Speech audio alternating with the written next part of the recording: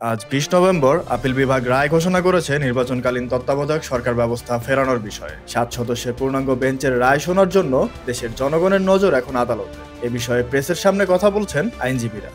সংবিধানের আজকে সুপ্রিম কোর্টের আপিল বিভাগ বিএনপি, অন্যান্য রাজনৈতিক দল এবং বদিউল আলম মজুমদার কর্তৃক দায়েরকৃত বিচারপতি এবিএম খায়রুল হক সাহেবের যে রায়ের মাধ্যমে নির্দলীয় তত্ত্বাবধায়ক সরকার ব্যবস্থা বাতিল করেছিলেন, সেটি আজকে ফিরে এলো তাৎক্ষণিকভাবে। তবে এই রায়ের কার্যকারিতা হিসেবে পরবর্তী নির্বাচন হবে ২০২৬ সালের ফেব্রুয়ারি মাসে অনুষ্ঠিতব্য নির্বাচনের পরে। আর্টিকেল 56 and 58 এবং এইটা বাস্তবায়িত হয়েছিল 1996-এ।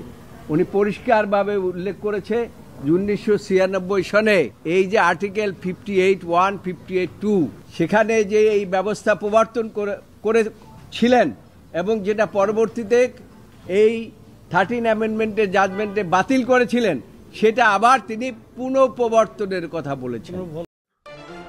ডেস্ক রিপোর্ট, বেতার কেন্দ্র।